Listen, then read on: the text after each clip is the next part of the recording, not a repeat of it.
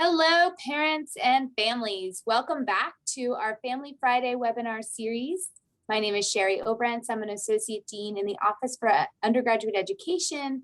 I'm joined by Bridget Guernsey Reardon from Campus Life, who is the Director of all Family Parent Programs, and we're so happy to have you back today. We have a great webinar scheduled called Transition of Care. And really kind of rounding out the last few weeks topics where we've talked about immunizations and health insurance, we've talked about accommodations. We're going to continue down that path, talking about what you and your students should be talking about and doing this summer to get ready to start the school year off on the best foot forward. So Bridget, anything you want to share or welcome our guests today? Yeah, thank you, Sherry. Yes, welcome to everyone. We've got a panel of experts, and we say that every week, and these experts have been really put to the test this last year during our pandemic, so we're excited to have them here and excited that you are able to join us. Many of you will be joining us at a later time through this recording, but it's June 25th, 2021, and we're excited to have you here. All right. Also, in case you've missed any of our other webinars or you want to go back in and pause or listen to a particular detail, you can find all of our recordings on our college orientation website. It also has all of the links for our future recordings, our future live webinars, which we will pick back up after the 4th of July. So this week we have Dr. Wanda Collins, Dr. Bobby Elliott, and Dr. Sharon Rabinovitz really talking about many of the things to get you started with transition of care. We're hoping that you're having these conversations with your students already, but as experts who work with college students year round, they're gonna share some of their tips and tricks and really get you connected to the Emory community. So with that, we're gonna invite Dr. Collins to join us. Hi. Hi, thank you, Sherry. Thank you, Bridget, and welcome everyone, and congratulations on getting into Emory, or your student getting into Emory. We're so glad that you're here. So I'm an assistant vice president in Campus Life, which is our student affairs division, and also the director of our counseling and psychological services, which we refer to as CAPS here on campus. And we have a group of humans and canines as part of our staff, and it's a diverse group of psychologists, clinical social workers, doctoral interns in psychology, and postgraduate fellows. And you can see also the staff that we have a very diverse group of folks here to serve your students. So this photo was taken pre-COVID. So we've had some staffing changes since then, but I think it gives you a representation of the kind people at CAPS. Next slide, please. So the purpose of CAPS, we're really here to support the academic mission of the university. So that really helping students be academically successful and thinking about them in a developmental framework really sort of centers how we see the work that we do.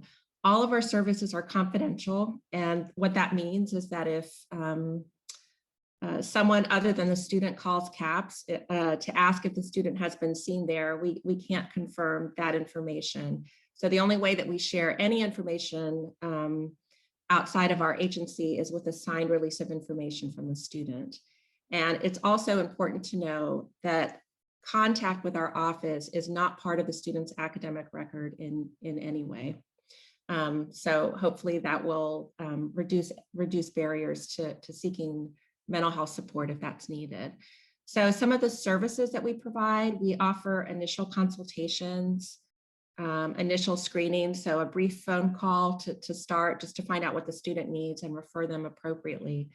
If they are referred into CAPS for further services, we offer brief individual and couples counseling. For individual therapy, it's typically up to 8 sessions per academic year. And with couples counseling, both students have to be, both members of the dyad have to be students.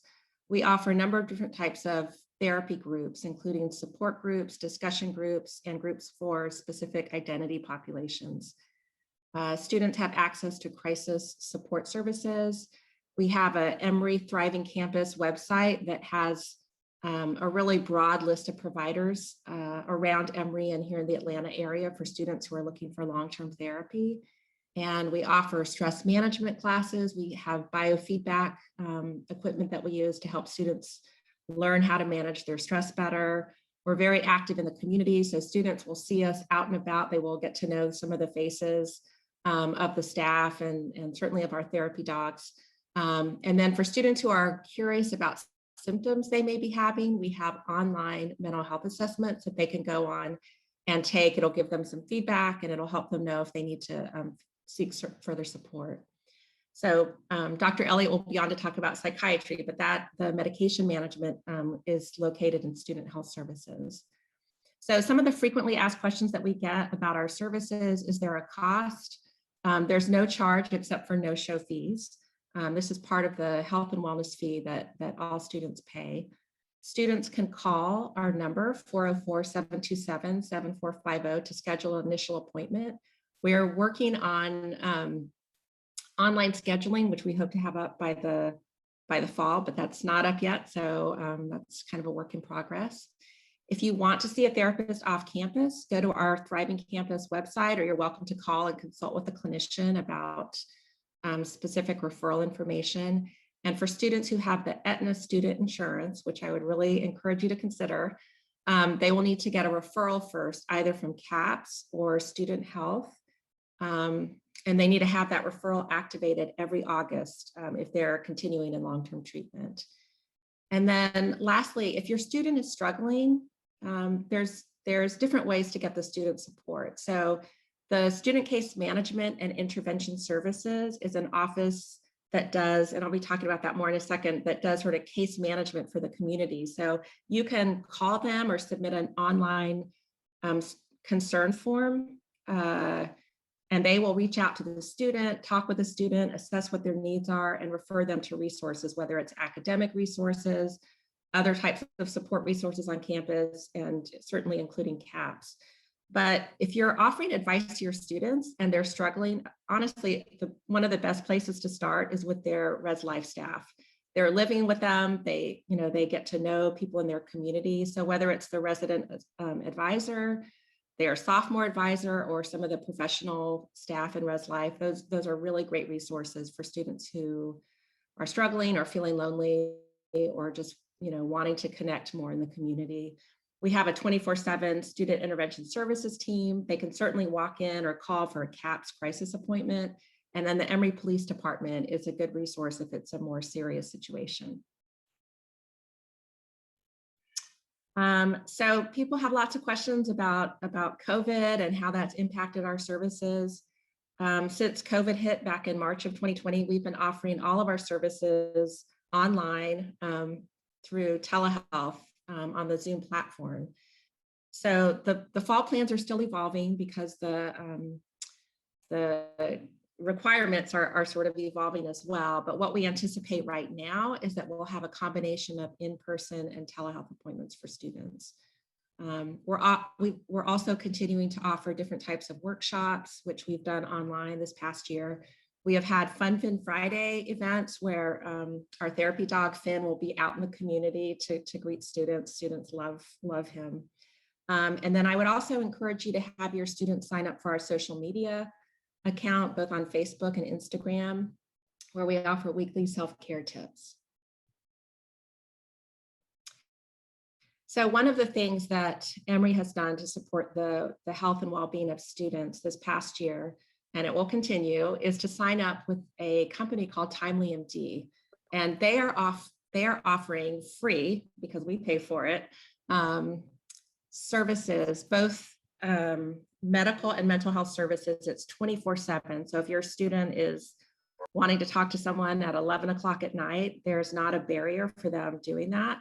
Or if it's on a Saturday or Sunday. So they have a Talk Now services. They can call either on their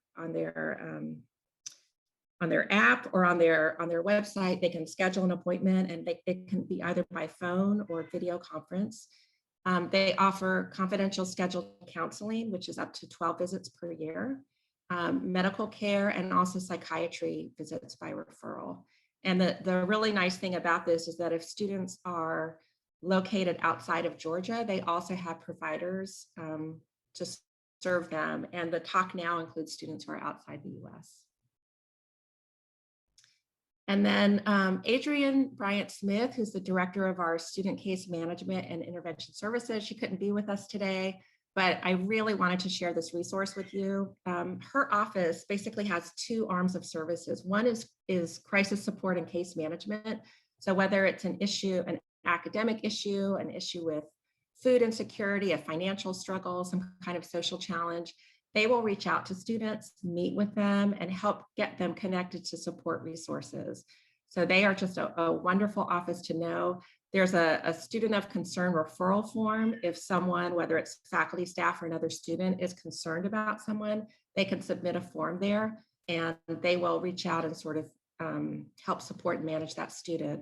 And then Adrienne also sees this student intervention services team. And this is a team of professionals from across the campus in different areas who agree to work on this 24/7, 365 days a year response team that is available to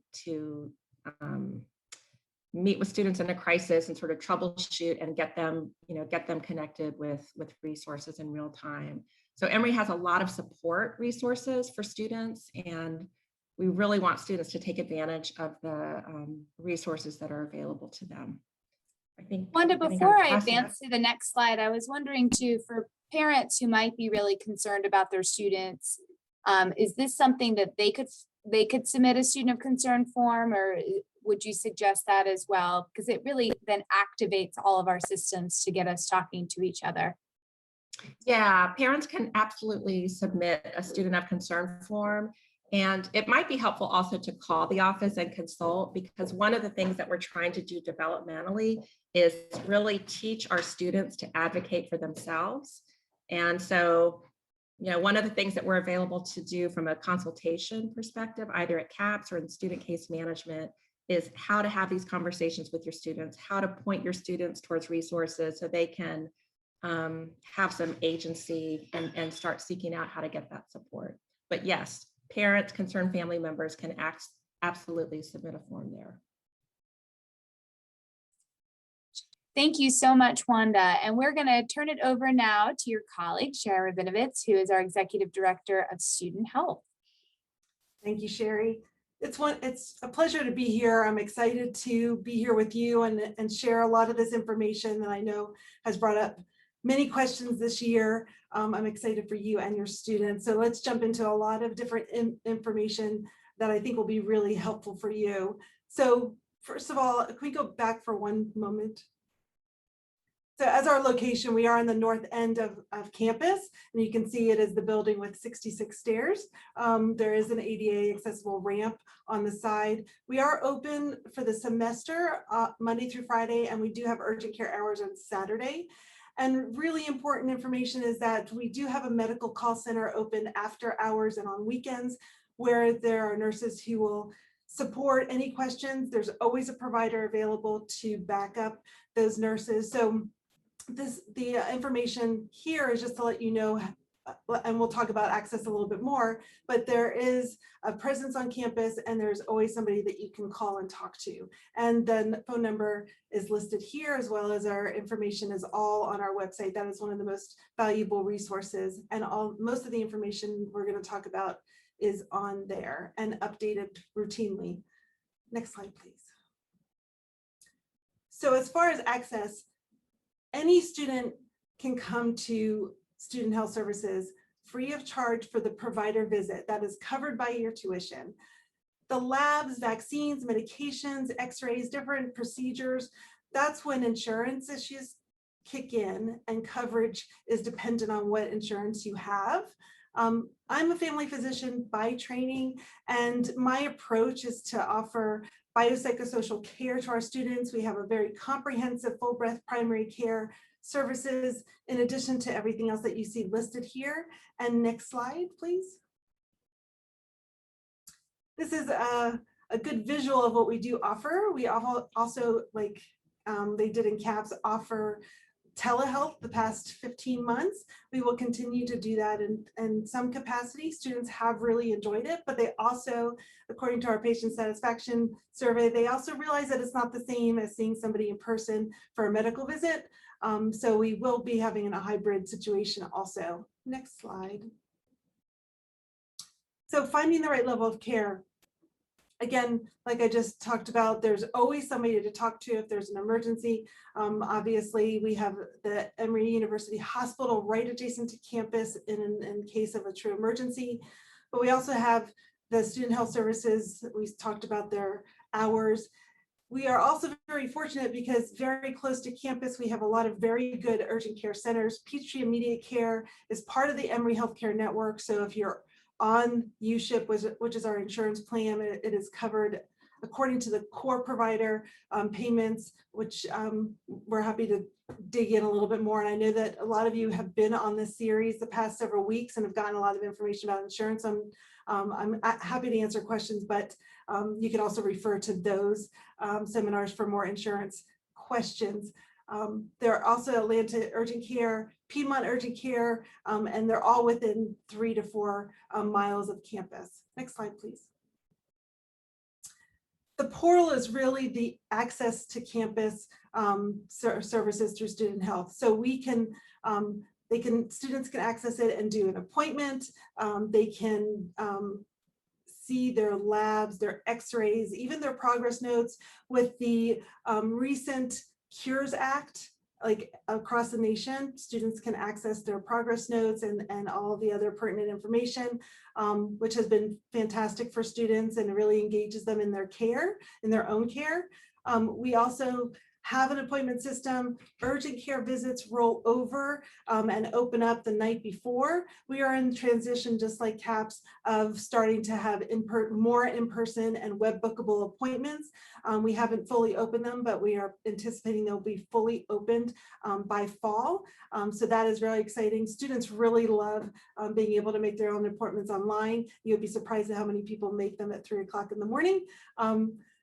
The student portal is also where we talk about a lot of immunization information, as we'll talk about in a few minutes. It's really important to get your forms done as soon as possible. That July 1st deadline is coming up. So the FERPA forms, the consent for treatment, telehealth consent, mental health consent are all on there too. Next slide, please. Before we go on, I just wanted, we were joking about this kind of before this started, but Emory does have a lot of systems, and it's easy for students to think that one portal is another portal. And so in the students' first year reference pages, we've put a lot of these websites too. One of the things I would encourage you as parents and families is to ask your students if they bookmark them, that they actually can log into each of these things. So the student health portal is directly related to student health, different than Opus, different than Canvas. And so you're going to start to hear a lot of these words, but I think it's good to highlight that because sometimes I think students are trying their best and they think that they're going to the right place, but it's another system to log into. Yeah, Sherry, I want to add to that too. It's a lot the first few months. Once they get the swing of it, like even me as a patient through Emory Healthcare, I've had to learn how to use the patient portal. And now that I have it, I love it. So just tell your students to keep at it. It's a great place to message with healthcare providers. And you're at Emory, it becomes user friendly, but you just have to get used to that first time or few times using it. Thank you, Bridget and Sherry. Those are very important points. The other great thing is that many of our portals, students can access with their Opus ID and password. So it's not another ID and password they have to remember, but it is a different platform. And so our platform is associated with our electronic medical record, which is completely separate from any of their academic records. It's separate from CAPS. So it really is very confidential. As we shift gears to COVID, we have made strides across the nation and also at the university. We have proven that we can test, contact trace, isolate, and quarantine students if they are needed. Those support systems will stay in place throughout the year. We also know that we can assess people in the context of if they're not feeling well, what to do. We're very fortunate to have a point of care PCR test that has a turnaround time of 30 minutes. So it's really a game changer in taking care of somebody who has a sore throat or a cough, and we just have to rule out COVID and move forward. We will also be screening students, not through Student Health, health, but throughout the community, screening them if they've not been vaccinated. So that is just rolled out this past week. And that is done through the saliva-based testing, which is very easy as well. We also, like I said, also have telehealth support for those people who are in Georgia, separate from timely care, but we definitely have the support for students who are here in Georgia, can't make it to see us and so forth. Next slide, please. So immunization, something, as you can tell, is near and dear to my heart. Students are required to be in compliance with our university requirements. They are in line with CDC and the American College Health Association. For first-year students, it is imperative that they upload their information by July 1st. That does several things. One, it keeps them from getting an enrollment hold so they cannot register for classes. And it also will inform if they are vaccinated for COVID, it informs that they do not need to be tested. So very important triggers that will be taken care of with uploading the information. Our website has several things. It has 4-step approach that you can click on. It also has a video to kind of walk you through the portal. So feel free to look at those. But July 1st is coming very quickly. And so this just shows some of the changes for this year. So COVID-19 obviously is new for this year. The other change for first-year students this year is meningitis. So for all on-campus students, they are required to have the ACWY meningitis vaccine as well. Next slide. And I talked about this already a little bit. So it's really important that if they have received their vaccine, they do not need any entry testing or continued screening testing. But if they've not received their vaccine, they will have entry testing that they need to do right upon arrival, as well as weekly testing. It is really important that we all protect our community in the way that we feel comfortable, whether it's getting vaccinated or the continued testing.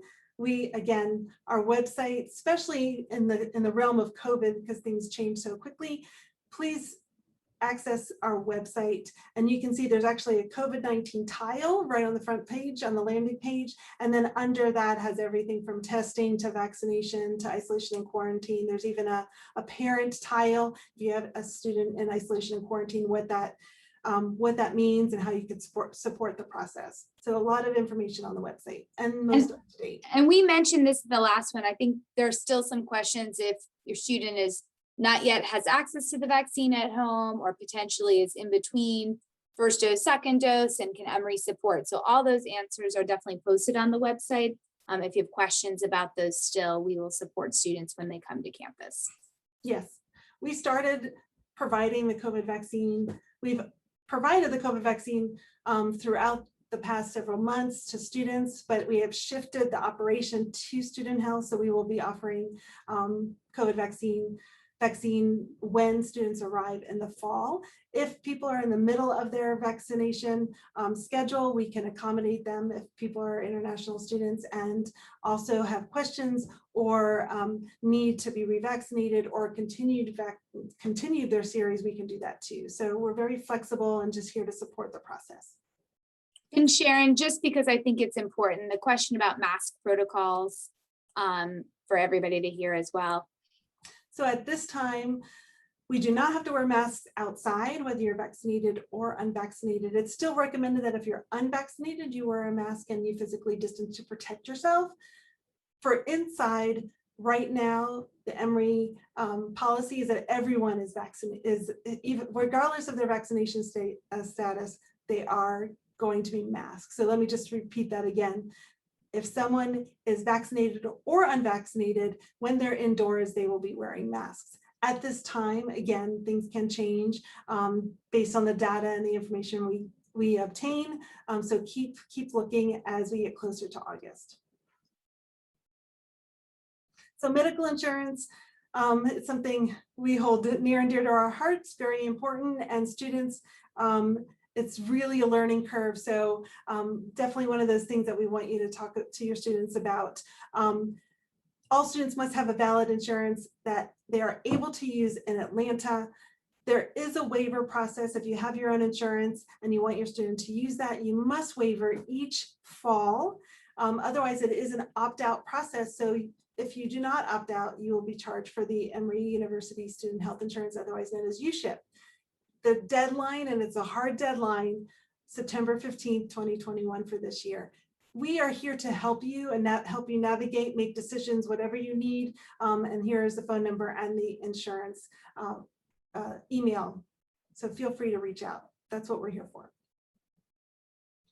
The other last thing I want to stress, and I've been here, I have a college age student and an almost college age student. So making sure that we have those interesting and not so exciting conversations with our students. We want to make sure that they understand how to use their insurance, what is covered, make sure they have their card. They're just going to take a picture of it, which is completely fine. We can work off of a snapshot. Tell them not to be afraid to ask questions if they feel they're not being heard, if they feel that the provider has not gotten the information correctly. It's really important to pause and ask the questions. There is no stupid question. Also, be prepared for the visits. Have your questions ready. Bring medications if you are on any, even bringing the bottles, really important. And having old records, either having them ready for us digitally or bringing them hard copy, either way is completely fine. Also, students should know their history, any of their medical history and family history. We always find out when students have to call in the room what their family history is. The other thing is, if they're not getting better, they come to see us and they're not getting better, there is no harm, and we want students to come back if they're not feeling well or something else has changed. So it's really important that they understand that's part of the process, that disease and illness can evolve, and they can evolve in the wrong direction. So to definitely come back and see us.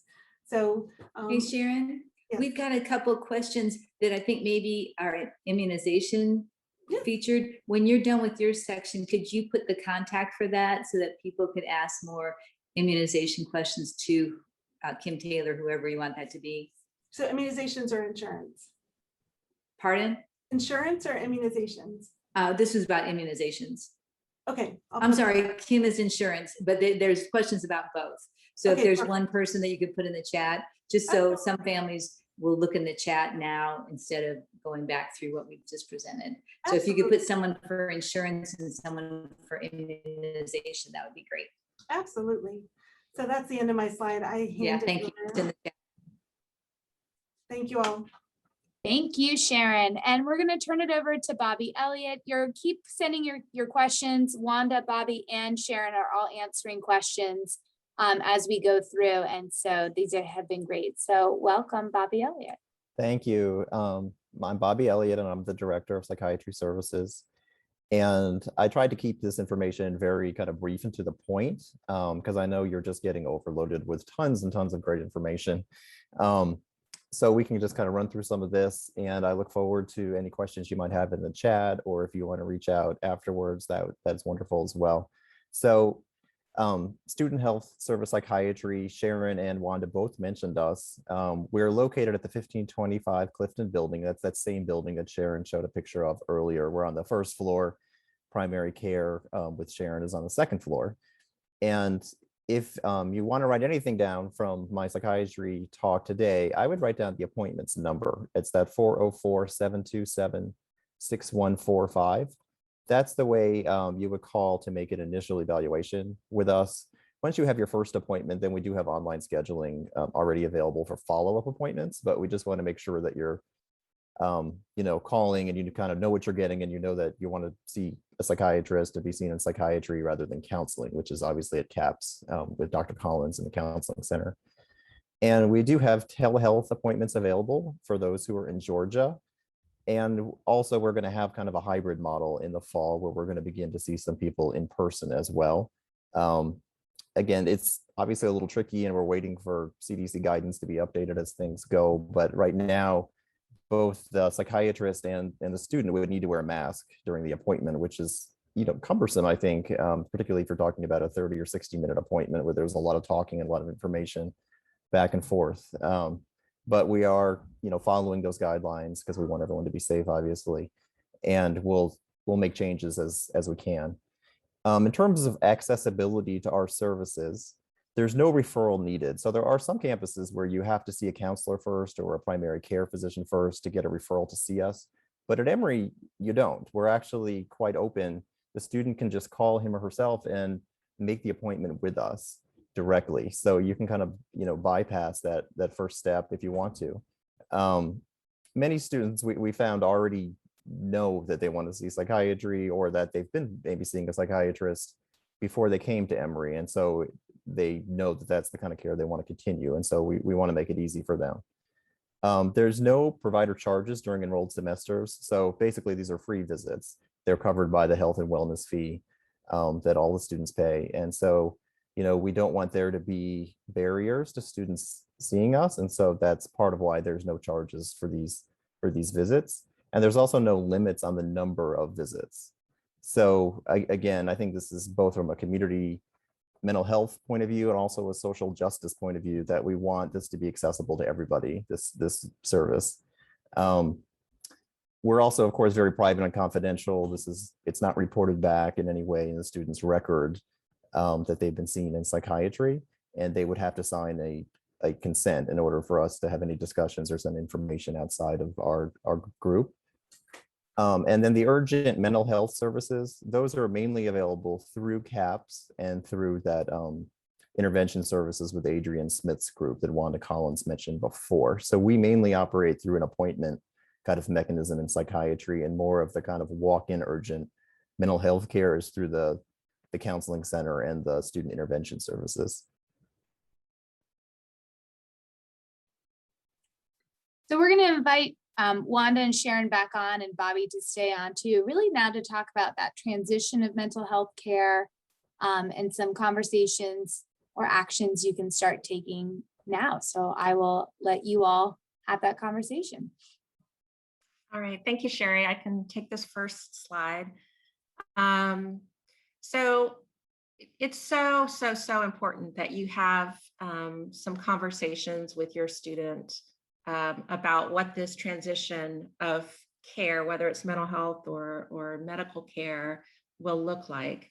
And really wanting to educate your student about this transition into adulthood, what it means to access care, how to schedule an appointment, how you use insurance, and just the importance of self-care generally. So things like sleep hygiene, things like if they drink alcohol, to do it in moderation, like safety tips, a physical like exercise routine. Those kind of things are going to go such a long way in helping them feel grounded and secure and to be academically successful. It's so important. And it's a huge adjustment because they're, a lot of them are living on their own for the first time. They've got roommates, they're making friends. There's just a lot of choice and freedom and responsibility to take on. So having those conversations with your student, ideally multiple conversations before they get here, is just going to be really important as you're sort of handing off some of this life management to them. And one of those related to mental health care is to help them understand, using their insurance, what are the benefits that they can use here in Atlanta if they need it. So we have services that are free. Timely Care offices offer services that are free, and so does student health and psychiatry. But there may be services that they want to access where their insurance will be required. So if they need specialized treatment, or if they need like intensive long-term treatment, and they need to understand how do they use their insurance to access those. It's also really important to have a conversation with them about letting you know if they start to struggle, and how you can be supportive in helping them get the support that they need. I know a lot of students, sometimes students will need to access care in the community. Let's say it's a specialized type of treatment or substance abuse treatment, something like that, but they don't want their family to know, and they don't want to use their health insurance, and it really puts them in a difficult position. So let them know that you want them to get the support they need to be academically successful and personally successful. It would be really important to check their insurance benefits to see if your insurance covers mental health support in Atlanta, or if it would be better to get out of state you know, if it has out-of-state coverage, or if they should get on Emory's student health insurance plan, which is a great plan, by the way. And then if your student has needed ongoing therapy in the past, it might be best to identify a community provider that they can work with continuously during their time at Emory, if that's something that they might need. And the primary age of onset for many mental illnesses is between 18 and 25. So if there's a family history of anxiety disorder or a more significant mental illness history in the family, even if your student hasn't had that in the past, they could get that while they're in college. Plus, college is just really stressful. So I would really encourage you all to consider tuition insurance. This is not it's not an Emory product, but you're investing a lot of money into their tuition and all of that. And it would be really helpful if your student does have a crisis, whether it's medical or mental health, that they're able to leave and get the care that they need without that additional extra financial burden for your family. So I'll stop there.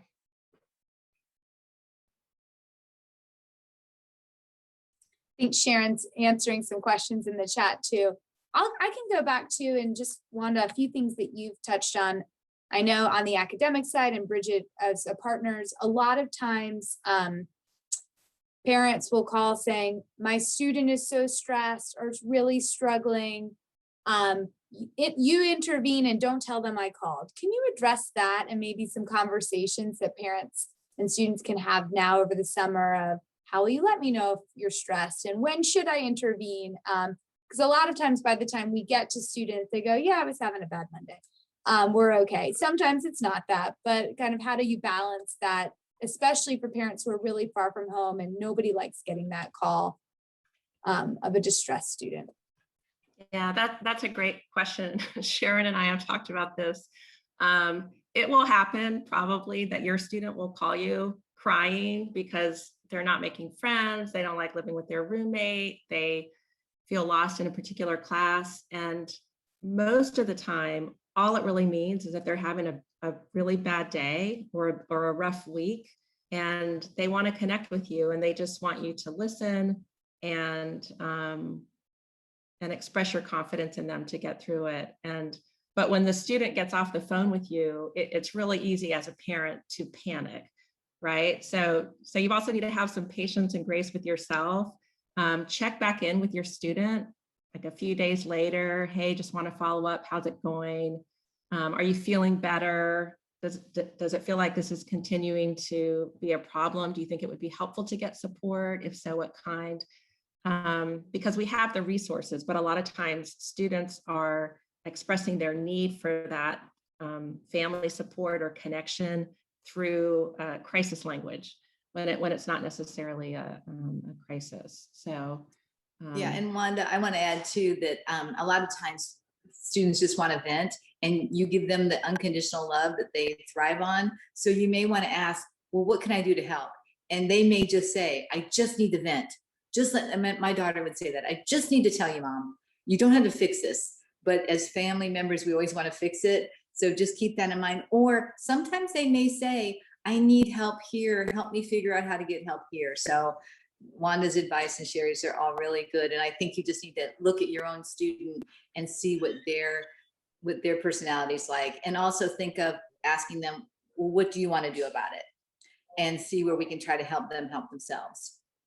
I will say, just like the number of portals that we have to log in, Emory is resource rich, but that can be really overwhelming too. So sometimes it's just helping your student navigate the websites. And so calling and clarifying, my student saying this, where should I direct them is absolutely okay. And we're all happy to help navigate that. I will make this plea. I say this at a lot of webinars. Please don't ask me to not tell your student that you called. It puts us all in a very, very strange position when random administrators just check in your students. So I love to bring students into the conversations, and I love to say, hey, your mom was worried about you. Let's help you out. But then we're not hiding the conversations either. So if you let your students know that you're happy to call just to help figure them out what their next steps are going to be, that's really, really great. Yeah. Yeah, and also Sherry, just to sometimes you circle- go ahead, Wanda. Okay, just to circle back on, I think what was your original question.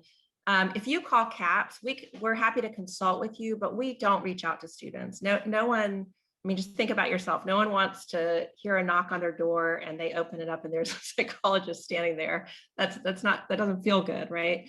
And it can make you feel kind of paranoid. So we're happy to consult about how to have a conversation with your student, what resources are available, but really the center hub of getting students connected to different resources on campus is that student case management and intervention services. We tend to think of them as the case management for the university. And so that's if you don't know anywhere else to go, reach out to student case management and they will reach out to your student. They will connect your student with the resources they need. Yeah, and also you can always email family@emory.edu. And if you forget where the link is, you forget how to Google it, and I can send that to you. I do that often with a lot of families and happy to do that. And I'm mirroring what Wanda and Sherry say. I can't reach out to your student unless I tell them that we've talked. So my conversation with you would be confidential, but we can't just reach out to a student. That would be too unusual for them. But we want you to know that we're willing to check on them. And I've done that with some students, but it's also with the transparency that I've talked with you as a parent. So we're happy to help. Again, it's at family@emory.edu, and I'm happy to be a clearinghouse for some of these issues. I wanted to add also, I think, part of our purpose in talking today is to kind of let people know about all the great resources, but also so that each family can begin to kind of make a plan, for their individual student in terms of what are the particular needs for the student. And it may be that they're doing fine and they don't have any, kind of special needs, but still knowing about the resources, knowing, where they would call or, how to communicate, having some kind of communication plan back and forth is really important. It may be that they're already in treatment, whether it's counseling, whether it's psychiatry, maybe it's both, maybe there's other medical issues that have been chronic that are being treated, and trying to put together, for the student, what is a workable plan when they come to the campus in terms of how are you going to continue to get treatment for this issue? And maybe you're in therapy and you're going to be seeing a therapist in the Atlanta area, but this might be the time to think about getting that first appointment set up, maybe a month or two before you even get to the campus, because we know in the community, a lot of counselors are pretty full. In the pandemic, it's been a very stressful situation, obviously, for many people. Maybe psychiatry on campus is a great resource for you if you've been seeing a psychiatrist, and now you can come and see us and you can just transfer your care to us, and you can give us a call a week or so before the semester starts and get on our schedule. There's usually lots of appointments available. We get people in within a few days, especially at the beginning of the semester. And then we can follow that student and provide treatment over the course of really all their study at Emory, for 4+ years if they need that. So again, I think just kind of stressing that each family needs to come up with, or I would recommend, a kind of individual plan for their student based on the kind of strengths and resources the family has and how they know their student, and trying to anticipate what might be, kind of good plans depending on how things go when they come. And I think, part of having a plan is that kind of lowers everyone's anxiety, right? Because people then feel like they know what they would do if they needed to do something, if they needed, if they got a cold, or if they were feeling lonely or distressed in some way, or if they needed a medication refill. Medications are another big piece in terms of the psychiatric and medical care in particular, where you do want some kind of plan. Obviously, if you're on continuing medications, how are you going to continue to get that medication? Are you going to see a physician or a psychiatrist in Atlanta? Are you going to continue to periodically see your home doctor and maybe get prescriptions that way? There's all kinds, every plan is going to be a little bit different, obviously. And so just sitting down and having that conversation, I think, is important. And, we all know that the American insurance industry can be quite confusing to navigate for all of us. And, the more we can kind of plan ahead and try to get things in line for their student, the better everyone will feel, I think, when the semester starts. So I just wanted to add my 2 cents in that regard.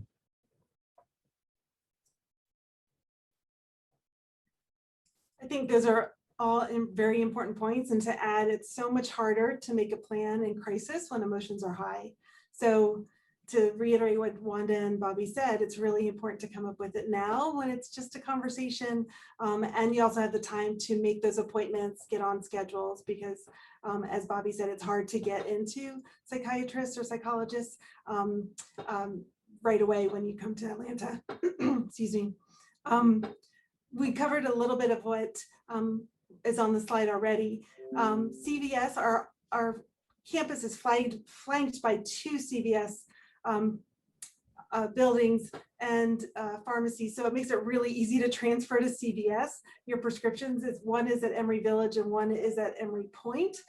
So we would definitely recommend that you transfer it there, or get enough medications, like Bobby said, to make it through until December. The other pieces of the puzzle is making sure that if you have any records that you need to transfer. So if there is a chronic illness that needs to be followed up, we'll be seeing the student in student health, referring to specialists in the area. We definitely need those records. We need record releases. Some physicians from home actually write a care letter, kind of outlining some of the concerns or transfer of care or progress notes that they want us to have to make sure that everything is as seamless as possible, and that we talk to outside providers all the time. I think that's really important, coordinative care for the students. It really does take a team. Excuse me.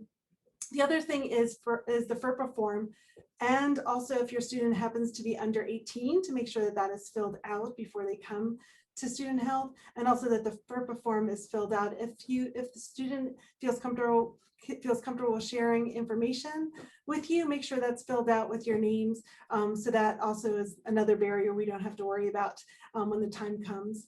I am going to pass it back to Bobby, talking about ADHD in particular, because we know this question comes up often.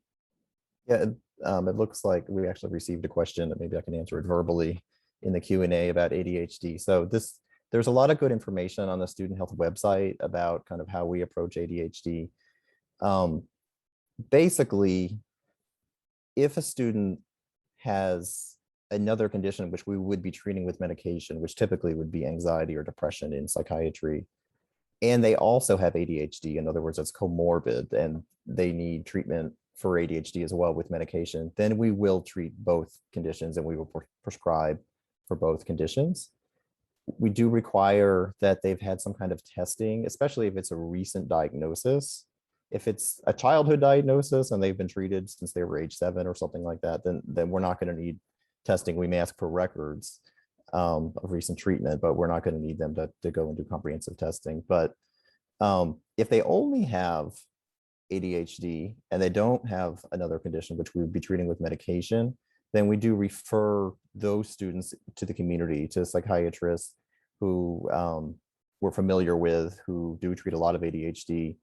And the reason for that is really just volume, frankly. If we saw all the students who have ADHD, or even ones who think they might have ADHD, then we would be overwhelmed, frankly, in trying to make those diagnoses, and it would be difficult to get in the other students who may be struggling in other ways. So that decision was made probably 10 years ago, and I think it makes sense, and probably particularly given the kind of pandemic situation and all the stress that everybody is having now. We want to make sure we're available to treat the anxiety and depression and so on.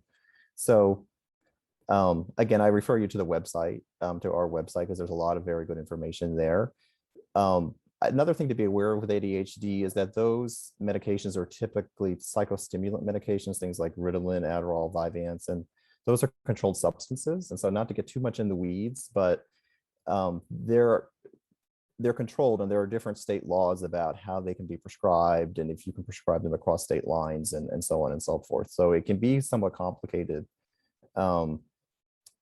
compared to other types of medications to get them filled in different states sometimes, depending on the state. So all it is to say, if the student is, before they come to Emory, if they already have ADHD and they're being treated with medication, definitely have a plan with that physician around the medication, and are they going to start to see somebody in Atlanta? Try to get an appointment set up for that. Look at our website, look at the resources, and hopefully bring some supply of medication with you so that you know they don't come to Emory and then the next day run out of medication and then call and say, oh, I ran out. What do I do now? Because it's very difficult, to get a service quickly like that. And basically patients need to be seen before they can be prescribed medication. Obviously, we can't just refill a medication for someone we've never seen or don't know. So because of safety reasons. So Sharon, I don't know if that answers your point on the slide about ADHD. Can I also add, we had a great webinar last Friday with Allison Butler from the Department of Accessibility Services. And as we're talking about some chronic medical, mental health, ADHD, learning challenges, that this is kind of a two-pronged approach as well. And so making sure if these exist, that you and your student really are registering with that office and really figuring out if there are accommodations available at the college level. That's really important, but often separate than just this transition of care. That obviously they work in tandem. So I don't know if anybody else wants to say more than that, but starting that registration process early to make sure that everything is submitted and gives that office time to really figure out what an accommodation plan would look like too. I'll just second that. We all work very closely with Allison in her office and definitely support that process. And one of the pieces of information that they will need to be registered and to have those accommodations is some kind of medical or psychological documentation of the impairment. And so if this is a good time to be talking to your provider if the student has ADHD or has some other situation where they're going to need that kind of documentation, because it can take the provider some time, obviously, to create that documentation and then make it available so that the accessibility services can review it.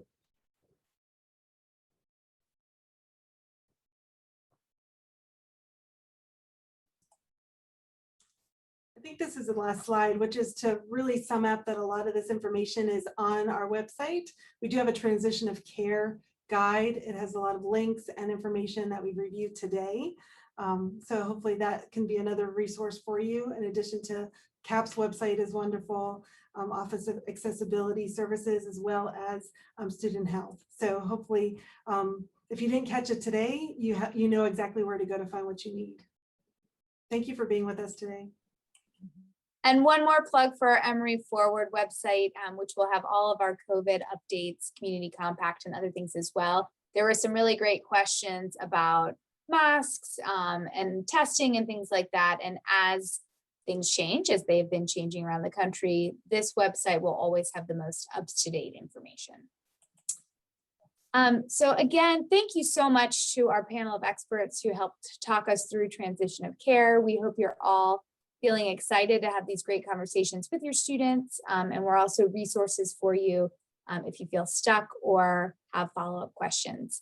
We are taking Family Fridays off next Friday, July 2nd, but we will resume with our final 4 in July next week, or on the 9th, talking about registration and advising. So we will have advisors. After that, some great faculty members talking about learning in a hybrid world. Great campus partners talking about finding community and connections, and then housing and res life and dining joining us at the very end. One more plug that Bridget and I will then just have open hours and the first 2 Fridays of August.